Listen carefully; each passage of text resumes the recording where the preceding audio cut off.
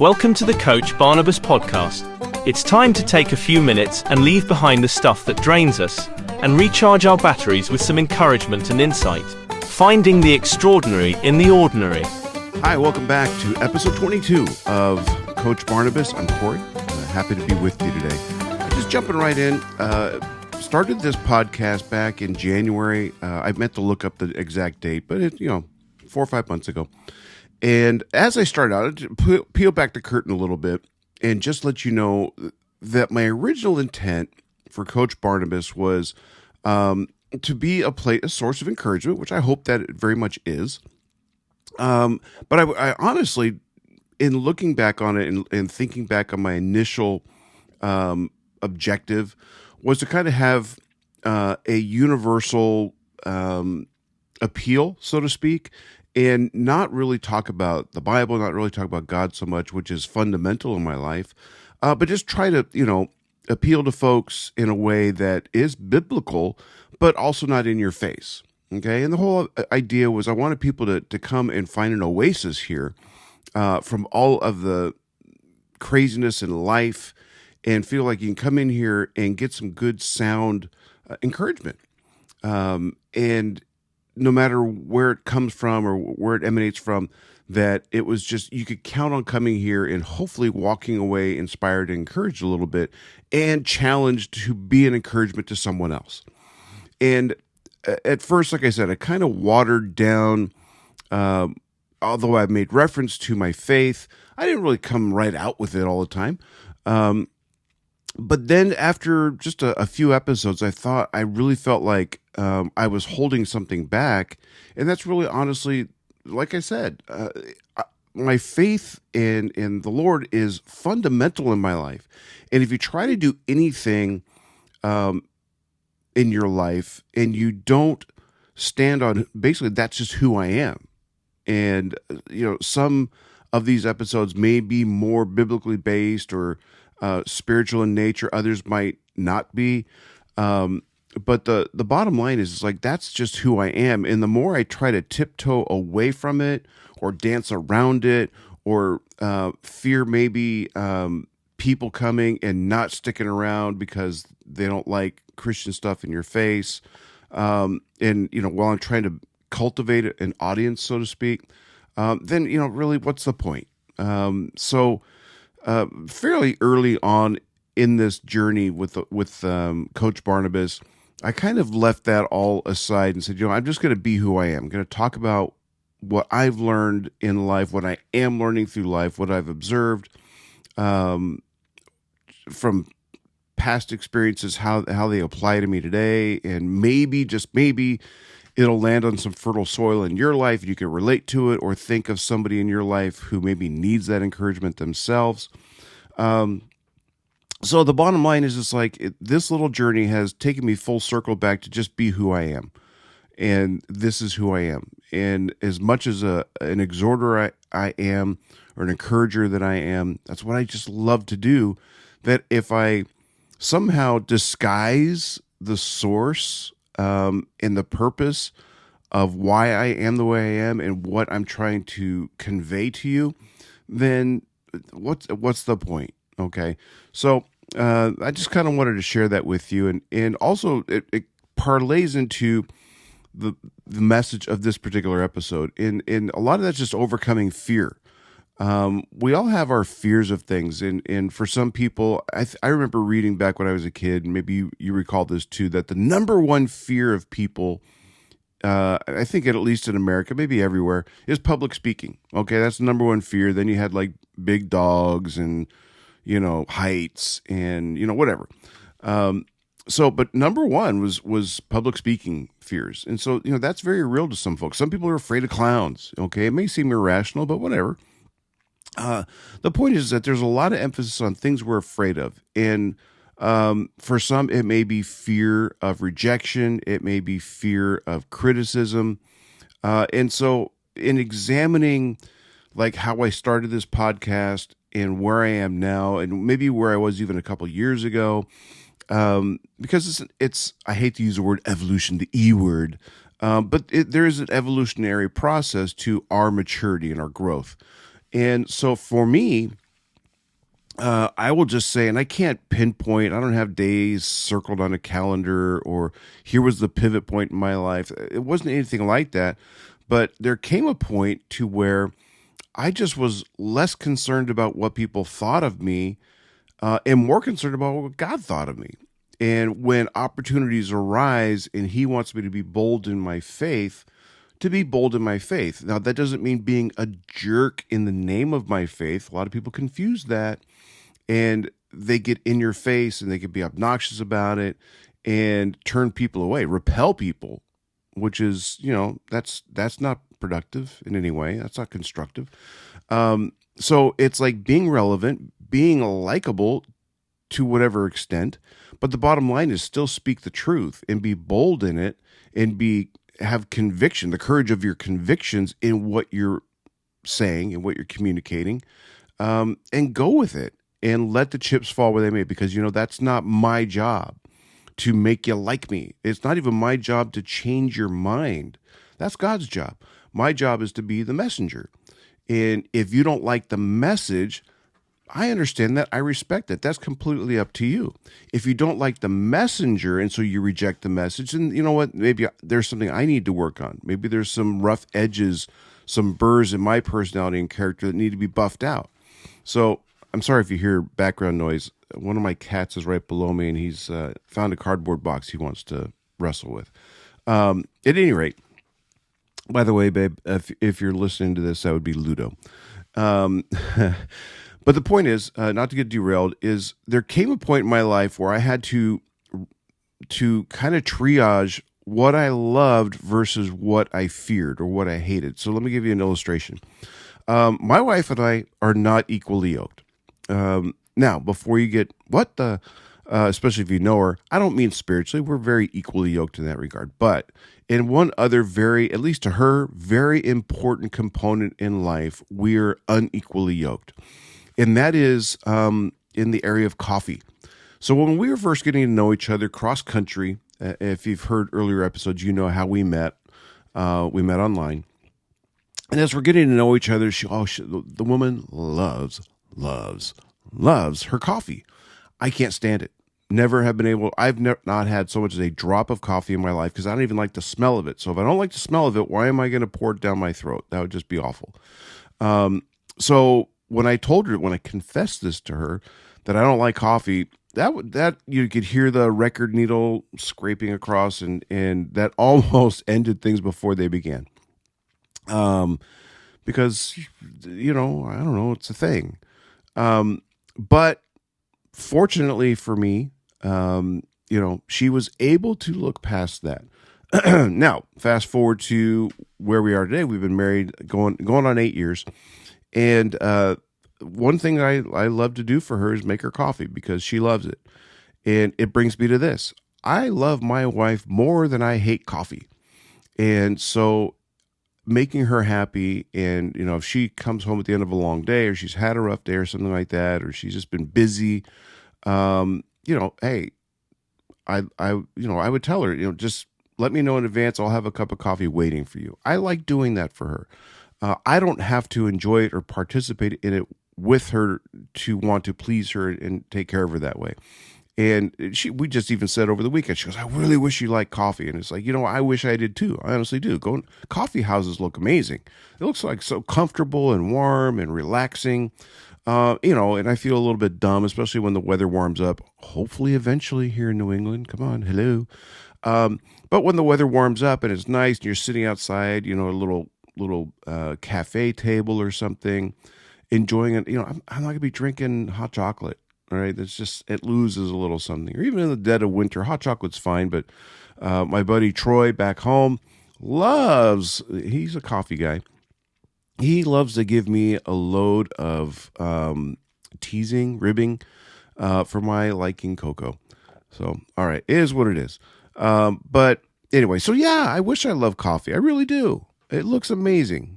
People just hugging their little coffee mugs and sipping, and they just feel warm inside, and it gives them life. Okay, well, I don't like coffee, so what are you going to do? But the point of this is not to, talk about coffee, but the point of the matter is saying, my love for my wife is greater than my feelings for coffee. So the point is that my love for God is much greater than my fear of being rejected or being ridiculed, um, getting into debates or anything like that. And I find this, I find this to be liberating. And so I've gotten to this place in my life, and again, I can't tell you when it happened, but it did. To where it's like, I'm not going to be a steamroller for Jesus. That again, leaving behind a wake of flattened, damaged, destroyed people is not how it works. I just want to plant seeds, and not be afraid to enter the fray, as it may, to speak truth. Okay, whether it's in social media, whether it's in a conversation I see somewhere, a personal friend of mine who maybe is saying and posting things that I truly disagree with, that we can have a conversation, private conversation, and be able to express the truth to them in a loving way. And so that's my objective. And then it's up to God to cultivate that seed. And if He gives me the opportunity to see that seed grow and burst through the soil and become beautiful, a beautiful flower or something like that, then wonderful. I would love that. But if it's simply to plant the seed and let Him do the rest, and I never see, the end result of it, that's fine with me. I used to have, let me tell you a quick story about when I was 18 years old. I was a brand new Christian, all right? And my dad was a cop in San Francisco, so I was fairly streetwise and knew things you just didn't do versus things you did and how to be safe. Anyway, I was on a date with a girl I was dating at the time in high school, and the date was to go to a San Francisco Giants game. And we're sitting in the stands, and, at the time, the Giants were worse than they are now. They're not playing very well right now, but they still sell at the park or still have 20, 30,000 people in the stands. Well, these were the days when the ballpark was miserable, the team was miserable, and so you might have 5 to 10,000 people there in this cavernous stadium that's seated like 60 plus thousand people. So you could literally go to a game and have there be 10,000 people, but you're, half a mile away from the nearest folks.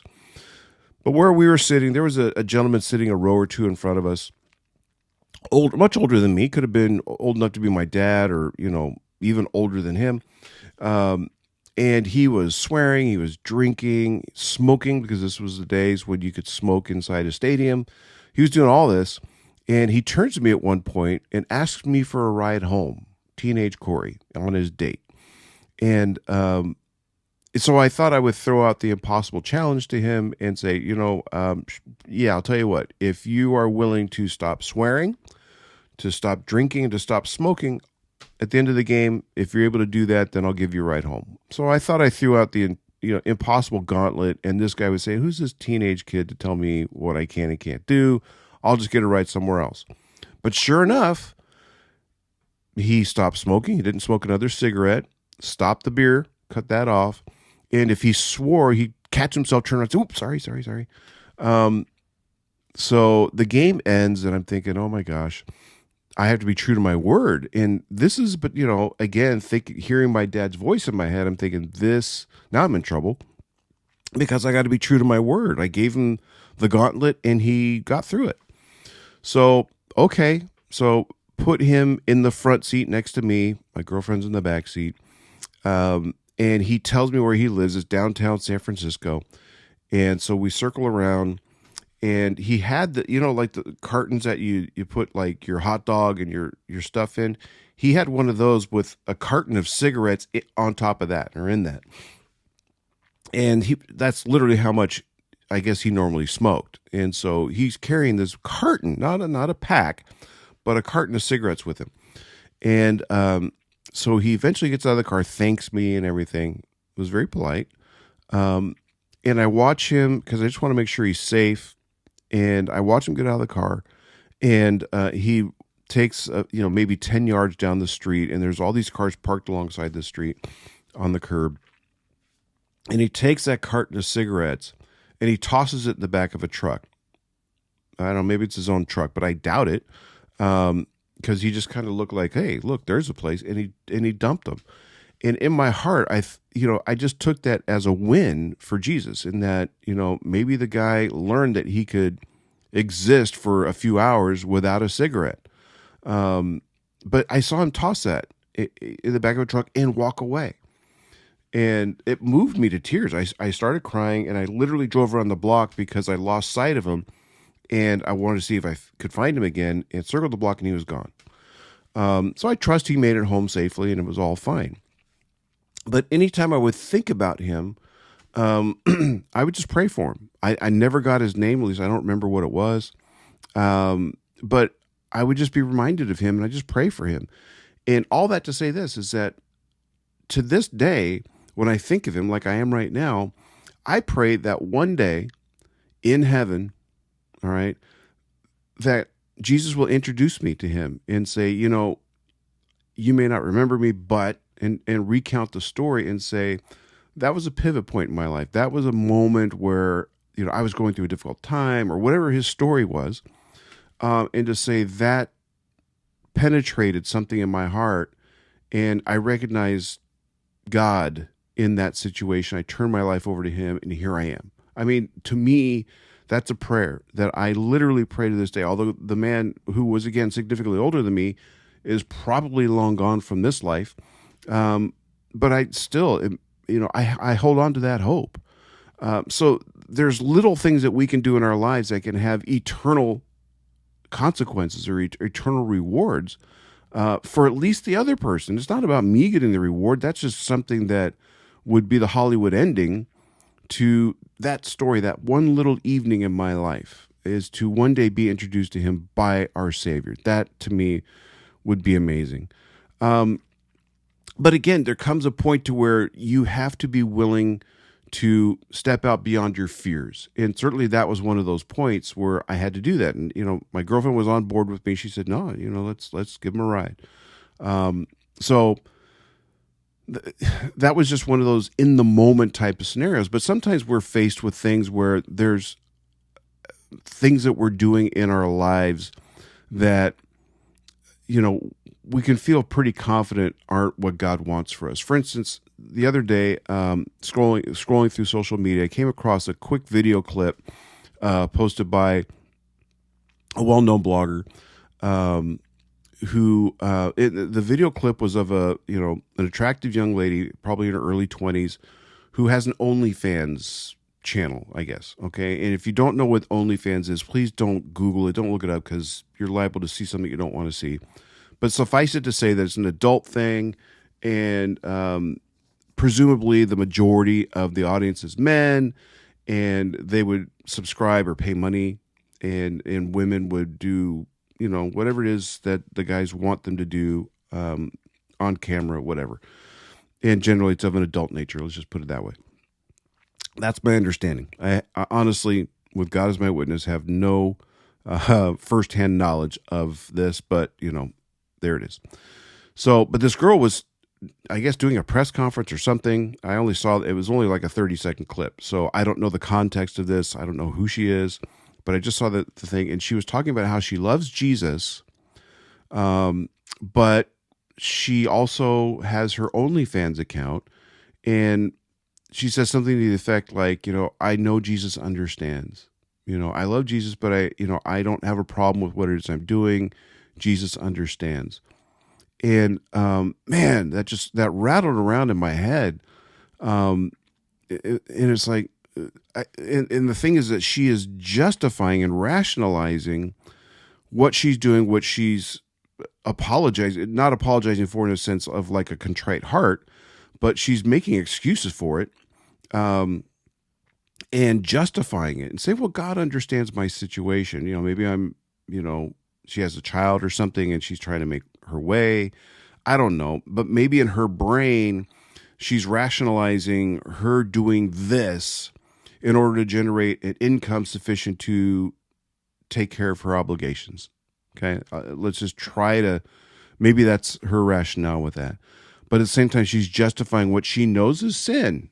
She knows it. She says she loves Jesus. And the fact that she brought it up and says, but, I know he understands my situation. He understands me. And that's why I do what I do. Sometimes the point of this is that sometimes we have things in our lives that we allow in that shouldn't be there in the first place, and we somehow justify it and say that, well, God understands, but you must also understand that God doesn't endorse that. He gives us a free will. We can do as we choose, but that is not the life that God has chosen for you. You are depending on yourself. You are doing what you like to do. Perhaps she can't give it up because she needs the accolades. She needs the attention. She needs the affirmation from men. I don't know her story at all, but it's not the money because, I mean, you could probably make an excuse it is, but it's more than that. Because there's no shame in her. It's not like, well, I really hate this. I'm regretful that I'm resorting to this, but I have no other choice. It's like, well, I love this and I love Jesus and he understands. But sometimes in our lives, we allow things in and we wrap it in some sort of noble justification and say God understands. And well, of course God understands. He's not stupid, but that doesn't mean he endorses it. That doesn't mean he approves of it. He wants you to depend on him and have faith. And so if your if your love for Jesus is not greater than your love of attention or your love of money or your love of your comfortable lifestyle or your love of affirmation or any of those things, then you are not completely dedicated to him. You don't love Jesus like you say you do. Like I could say, I love, oatmeal cookies. Sure, I love oatmeal cookies, but I'm not gonna alter my life to make room for oatmeal cookies. Okay, a love for Jesus transcends. Well, I love this. I love pizza. I love reading. I love movies. Same word, very different meaning, very different context, and so that's the thing. Is like if you love Jesus, if you truly do, then the things that he doesn't love, you're going to lose a taste for it. There's not going to be room in your life for things he doesn't love because he loves you that much. So, think about it in your own life. What is it that you are holding on to in your life? You've made room for, you've cultivated a little, area of your life, and you've made it nice and comfy for it, nice and warm. And that's where you place that thing in your life that simply just doesn't belong. And you know that God doesn't condone it. And he wants you to get rid of it, but it's something that you just can't let go of. Okay. You're kind of a little bit of a hoarder in that sense. And it's like, I just can't throw that away. I can't let it go. You're thinking about it right now. You've got it in your mind what that is. And you felt the conviction of the Holy Spirit before saying that's got to go. And I just will ask you this question. Do you love Jesus more than you love that thing? Do you love Jesus and do you want his fullness in your life more than your need or your perceived need for whatever that is? And that's where you got to get to that point. And then ask yourself, what are you afraid of? What are you afraid of by giving up that thing or things or people? Maybe it's a relationship of some kind. Whatever it is, what are you afraid of? What are you afraid of losing if you're afraid of losing something in the sense that you don't think Jesus can fill that up with something greater, then you don't know him and you don't love him like you say you do. Okay. And that's a test of faith. And so that's where you are today.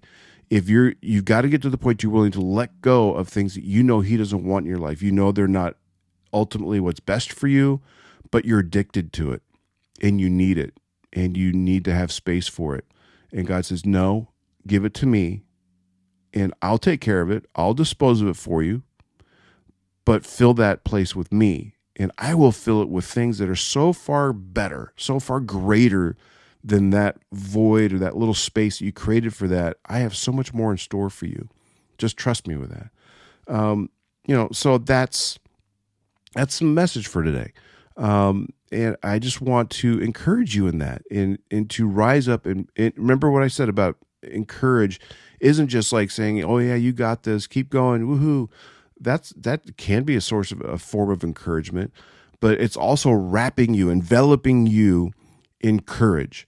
And that's my prayer for this episode today, that something I've said to you will wrap you in courage, elevate you, lift you up on courage, on God's word, on God's promises, that you can trust him. And if you truly, truly do love him, then you'll trust him.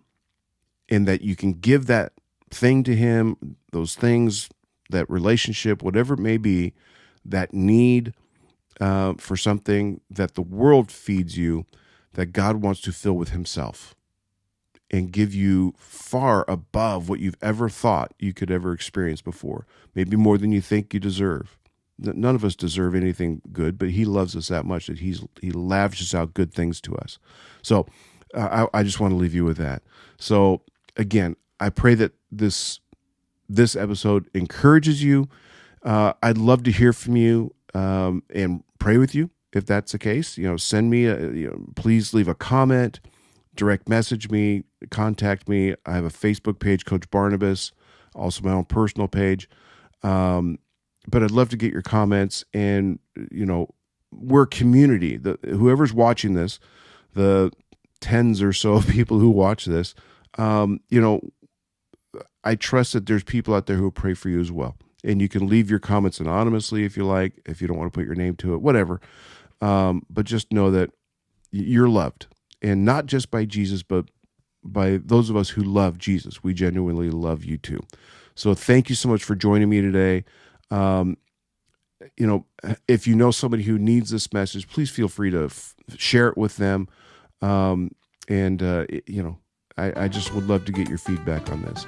So be encouraged, be an encourager, and have a great day. And I look forward to talking to you again very, very soon. Take care. Thank you for joining the Coach Barnabas podcast. We'd greatly appreciate your support by liking and subscribing to the podcast and setting up notifications so we can let you know when new episodes are available. We'd love to hear from you, so please leave a comment. Make a difference today.